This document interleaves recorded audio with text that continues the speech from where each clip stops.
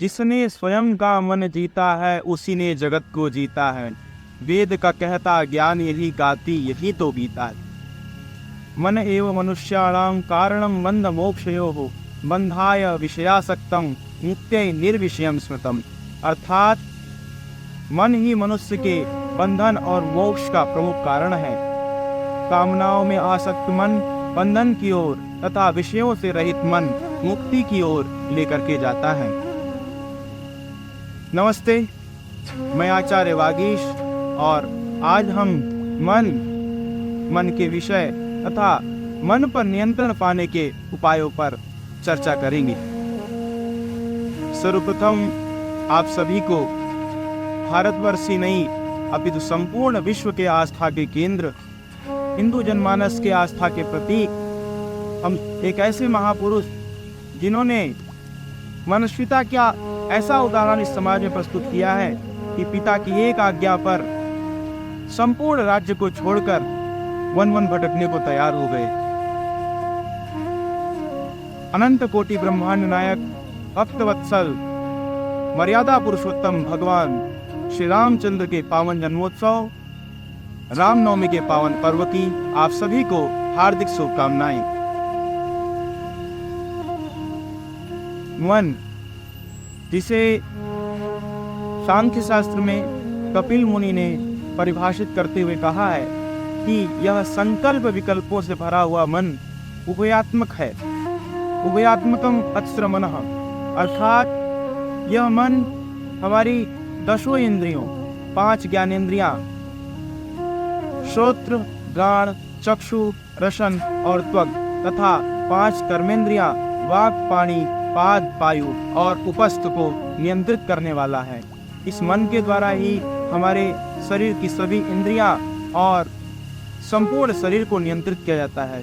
इसी से हमें पता चलता है कि यह मन हमारे जीवन के लिए और हमारे संस्कारों के लिए कितना महत्वपूर्ण है। परंतु यह मन इतना चंचल है कि इसको काबू करना बहुत ही कठिन है। इसी के विषय में श्रीमद् भगवद गीता के आत्म संयम योग नामक 6वें अध्याय में अर्जुन भगवान श्री कृष्ण से पूछते हैं कि चंचलम ही मनः कृष्ण प्रमाथि बलवदृढ़ं तस्याहं निग्रहं मन्ये वायोरिव सुदुष्करम्। अर्थात यह हे योगेश्वर भगवान श्री कृष्ण, यह जो चंचल मन है यह इंद्रियों का प्रमथन करने वाला है और बहुत ही बलवान है। इसका निग्रह करना वायु को काबू करने जैसा दुष्कर कार्य जान पड़ता है।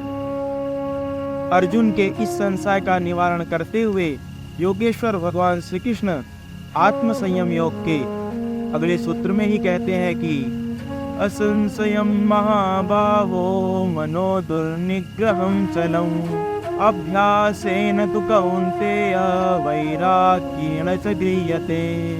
अर्थात हे महाबाहो अर्जुन, तुम्हारी इस बात में कोई भी संशय नहीं है कि इस मन को काबू करना बहुत कठिन है, इस मन पर नियंत्रण पाना बहुत कठिन है। परंतु एक ऐसा मार्ग है जिसके द्वारा हम इस मन पर नियंत्रण पा सकते हैं, इस मन को काबू कर सकते हैं, और वह मार्ग है अभ्यास और वैराग्य का। इसी बात को पुष्ट करते हुए महर्षि पतंजलि ने योग दर्शन में योग सूत्र के अंतर्गत समाधि पाद के 12वें सूत्र में कहा है कि अभ्यास वैराग्याभ्याम तन्निरोध।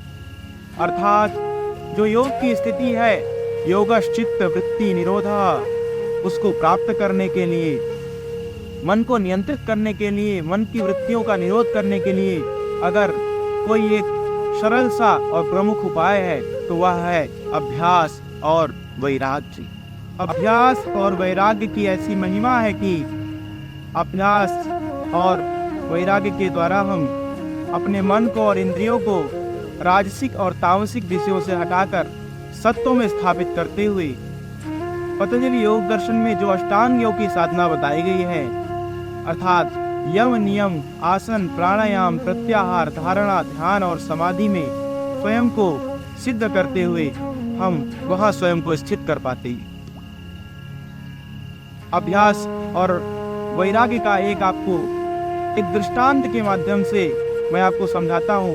जिस प्रकार एक पात्र में हम अगर किसी तालाब का जल लाते हैं तो तालाब के जल में कई बार कुछ बालू के कण या मिट्टी के कण देख जान पड़ते हैं, परंतु अगर हम उस पात्र में और भी तालाब के जल डालते रहेंगे और वो पात्र भर जाता है, तालाब के जल डालते हुए अगर वह पात्र भर जाता है, उसके बाद भी उस पात्र में का जल जो है हमें स्वच्छ नहीं नजर आता है।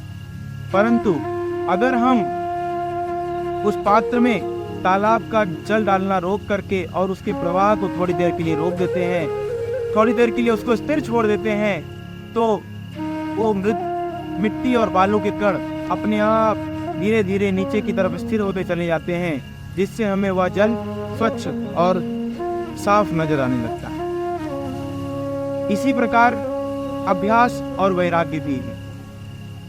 अभ्यास में हमको कई प्रकार से अभ्यास को अपने आरंभ करना पड़ेगा।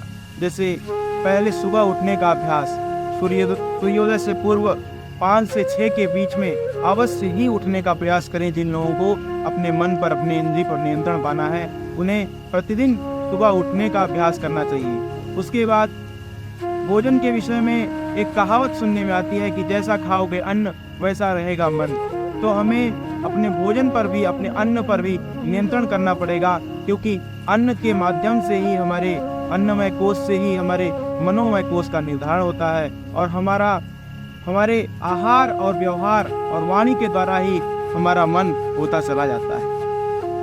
जैसा विचार हम अपने अंदर उत्पन्न करेंगे, जैसा आहार हम अपने अंदर लेंगे, वैसा ही हमारे अंदर भावनाएं उत्पन्न होंगी और हमारा मन हमें उसी तरफ प्रेरित करता चला जाएगा। तो आइए हमें किस प्रकार से कुछ आसनों के अभ्यास के माध्यम से अपने मन को नियंत्रित करना है, मैं उसकी तरफ आपको लेकर के चलता हूँ और बताता हूँ। प्रातः उठने के बाद आप सभी को शौच आदि क्रियाओं से निवृत्त होकर के किसी एक स्वच्छ एवं शांत वातावरण के स्थान पर आपको अपने आसन को लगा लेना है और पद्मासन, सुखासन या सिद्धासन किसी भी एक आसन में ध्यान मुद्रा लगाते हुए इस प्रकार से आंखें बंद और मई सहज करके बैठना है और शांत चित्त होते हुए सर्वप्रथम 3 बार लंबा गहरा श्वास भरना और पावन पवित्र ओंकार का उच्चारण करें। ओम। ऐसे ही पावन पवित्र प्रणव ध्वनि ओंकार के उच्चारण के पश्चात आप अपने इष्ट देव का स्मरण करते हुए हृदय के अंतःकरण से उनको एक बार प्रणाम करेंगे। उसके बाद अपने स्थान पर उठ करके खड़े हो जाएंगे और हम सभी करेंगे 5 आसनों के अभ्यास, जिससे हमारे मन पर, हमारे इंद्रियों पर नियंत्रण प्राप्त हो। अभ्यास के क्रम में पहला आसन होगा ताड़ासन। ताड़ासन के लिए हाथों को इस प्रकार से इंटरलॉक करते हैं और अपने सिर पर रख करके झुका लेते हैं। उसके बाद धीरे धीरे श्वास भरते हुए पंजों से हम उठेंगे और एड़ियों को ऊपर की तरफ लेकर के जाएंगे और हाथों को तानते हुए ऊपर की तरफ खींचने। श्वास भर के अंदर की तरफ रोक करके रखेंगे, शरीर पूरा सीधा और तना हुआ। इसी अभ्यास को 3 से 5 बार कर सकते हैं। यह अभ्यास विद्यार्थियों के लिए बहुत ही लाभदायक है। इससे आपकी एकाग्रता बढ़ेगी, IQ लेवल बढ़ेगा और जिन विद्यार्थियों में लंबाई की वृद्धि नहीं हो रही हो उनके लिए भी बहुत अच्छा अभ्यास है। इसका नाम ही है ताड़ासन, अर्थात इसके अभ्यास से ऐसा कहा जाता है कि ताड़ के पेड़ की तरह बच्चों की लंबाई बढ़ने लगती। आइए अगला अभ्यास हम करेंगे वृक्षासन, ट्री पोज का अभ्यास।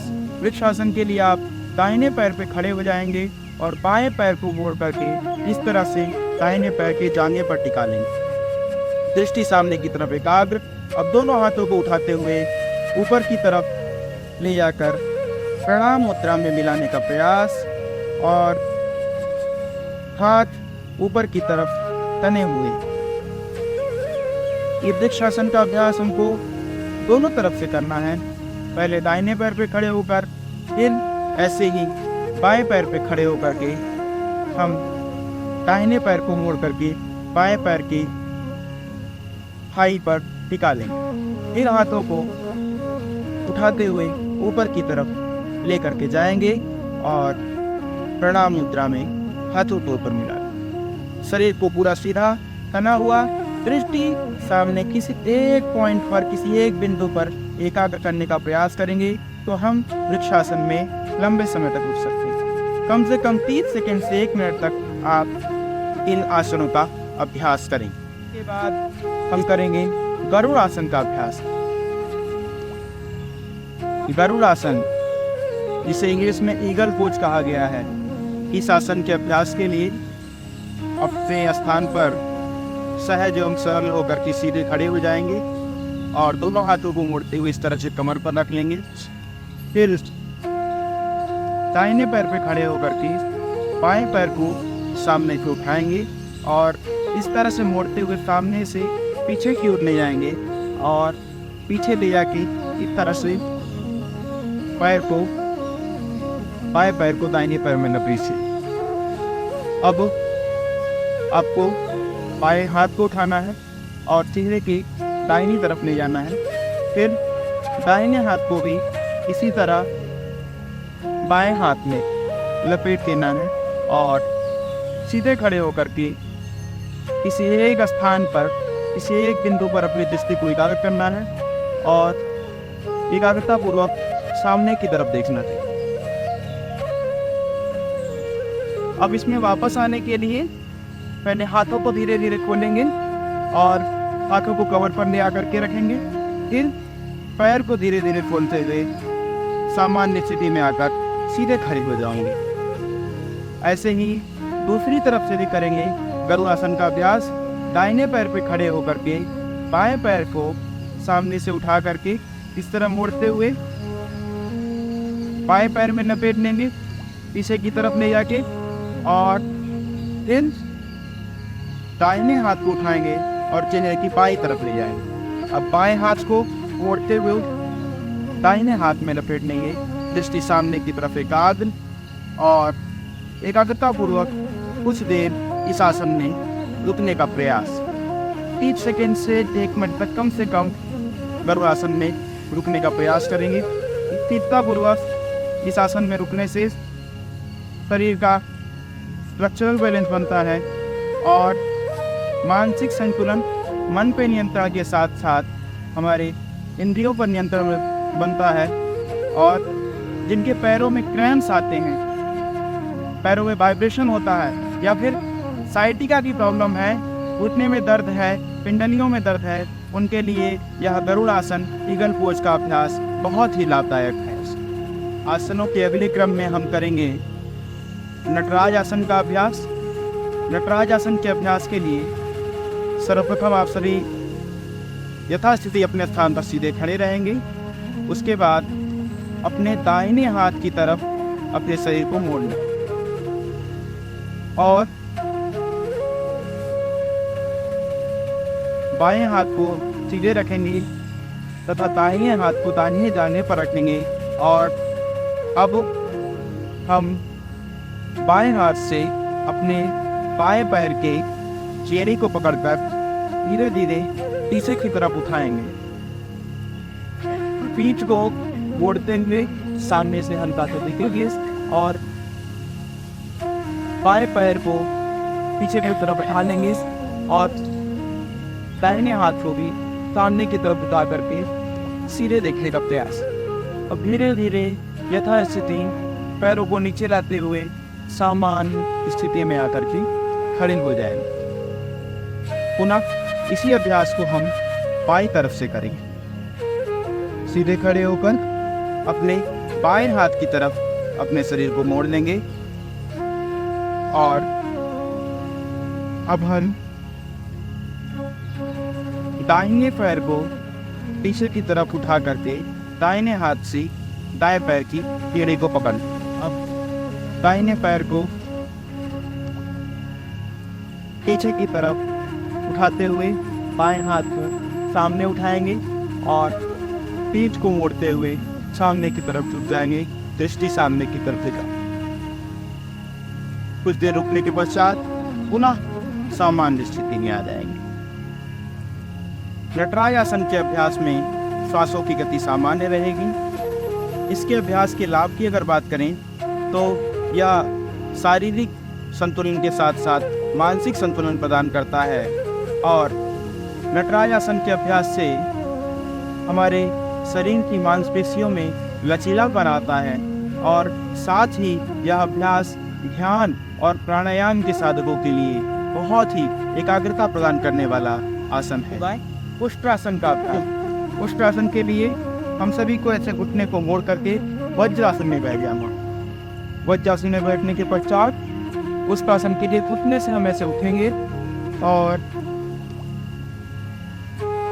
हाथों को सामने की तरफ उठाते हुए धीरे धीरे एक एक हाथ के पीछे लेकर जाएंगे और एड़ियों पर टिका लेंगे और गर्दन को मोड़ते हुए ऊपर आसमान की तरफ देखेंगे। उष्ट्रासन का अभ्यास। इस आसन में भी कम से कम 30 सेकंड से 1 मिनट तक रुकने का प्रयास करेंगे। इन अभ्यासों के माध्यम से हम अपने शरीर में स्ट्रक्चरल बैलेंस, फिजिकल बैलेंस और मेंटल बैलेंस तीनों को एक साथ प्राप्त कर सकते हैं। हमारा पूरा शरीर संतुलित हो जाता है और स्वस्थ शरीर और स्वस्थ मस्तिष्क के साथ हम शताधिक वर्षों तक जीवन यापन करने की क्षमता प्राप्त कर सकते हैं, ऐसे योग, प्राणायाम और आसनों के अभ्यास के क्रम के साथ। आज हमने अपने मन और इंद्रियों पर नियंत्रण के लिए 5 आसनों के अभ्यास बताए। ताड़ासन, वृक्षासन, गरुड़ासन, नटराज आसन और उष्ट्रासन का अभ्यास। आशा करते हैं आपको इन आसनों के अभ्यास से ज़्यादा लाभ प्राप्त हो और आप कमेंट में अवश्य बताएं कि हमारा यह वीडियो, यह कंटेंट आपको कैसा लगा और आप सभी हमारे चैनल को सब्सक्राइब करें और ज़्यादा से ज़्यादा संख्या में इसको शेयर करें ताकि हम यह अपने विचार की श्रृंखला जो योग, अध्यात्म, स्वास्थ्य और संस्कार पर शास्त्र सम्मत व्याख्यान की श्रृंखला है, इसको आगे और प्रचारित और प्रसारित कर पाएँ, जिससे अधिक से अधिक लोगों तक इसका लाभ पहुंच सके और एक सुंदर समाज के साथ साथ स्वस्थ भारत और स्वस्थ संसार का निर्माण हो सके। धन्यवाद। सर्वे भवन्तु सुखिनः, सर्वे सन्तु निरामयाः, सर्वे भद्राणि पश्यन्तु, मा कश्चित्